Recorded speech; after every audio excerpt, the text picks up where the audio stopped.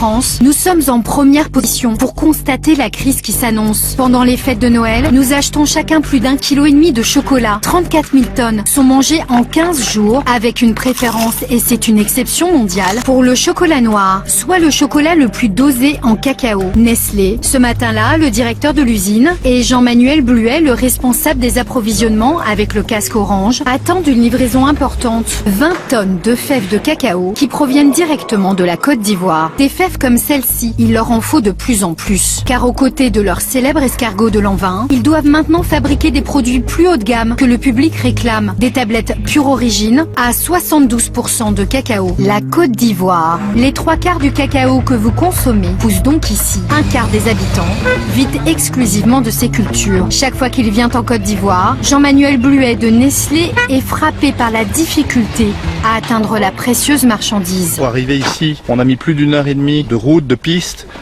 Et là, en ce moment, la saison sèche, ça va encore, mais imaginez quand il y a des pluies. Donc, très difficile d'accéder aux plantations.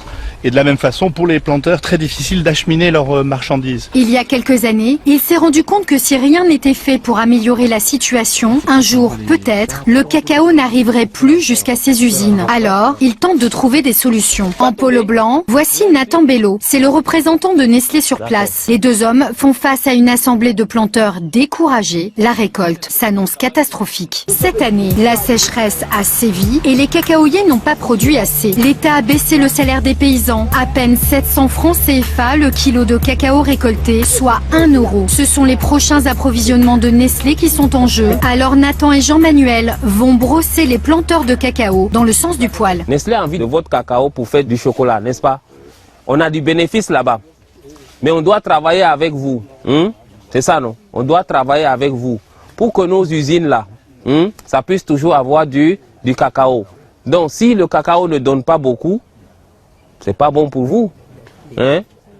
Donc on doit protéger cette manne-là. C'est très important et pour vous et pour Nestlé. La scène paraît surréaliste. Nestlé doit supplier cette assemblée de planteurs. Tout cela parce que la multinationale ne possède aucune terre en Côte d'Ivoire. Le pays est trop instable et le gouvernement veut garder un œil sur ce business. Et ce qui complique encore la tâche, c'est que la concurrence est rude. D'ailleurs, à peine arrivé, il tombe nez à nez avec l'un de ses principaux rivaux. L'homme travaille pour Cargill, un des leaders mondiaux du cacao. Lui aussi vient s'assurer qu'il aura bien cette saison le volume de cacao dont il a besoin. Sur place, chaque multinationale joue donc des coudes pour marquer son territoire et s'assurer que son fournisseur lui réserve l'exclusivité de son cacao. En clair, la marque fait des cadeaux aux habitants des villages proches des plantations. Par exemple, ils construisent des écoles ou encore ils leur amènent l'eau potable. Un investissement de 100 millions d'euros sur 10 ans, indispensable pour l'industriel qui craint la pénurie. Et ce risque de pénurie est bien réel. Il suffit de passer dans une de ces salles de classe pour s'en rendre compte. Qui veut travailler dans le cacao quand il sera grand?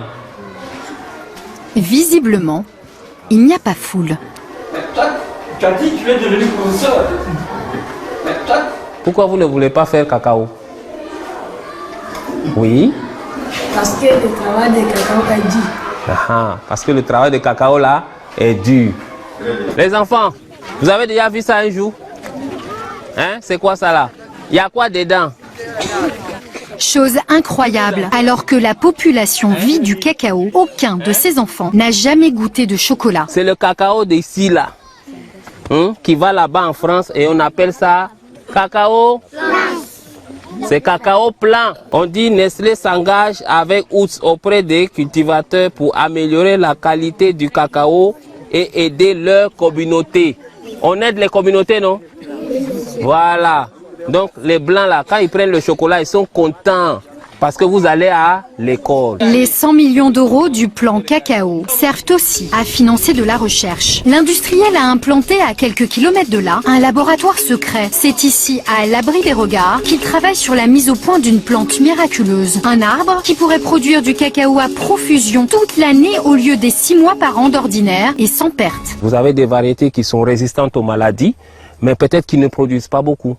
Vous avez des variétés qui produisent énormément, mais qui sont très sensibles aux maladies. Et donc le rôle de la recherche, c'est d'essayer de croiser ces éléments-là. Ces petits plants de cacao ont un drôle de nom, celui d'une marque de voiture qui roule très vite, Mercedes, car ils vont grandir 2 fois plus vite que la normale et surtout donner 2 fois plus de cacao. Regardez à quoi ces arbres ressemblent lorsqu'ils grandissent. Ils ont l'air tout droit sortis d'un film de science-fiction. Sur leur tronc, des grappes de cabosse à n'en plus finir.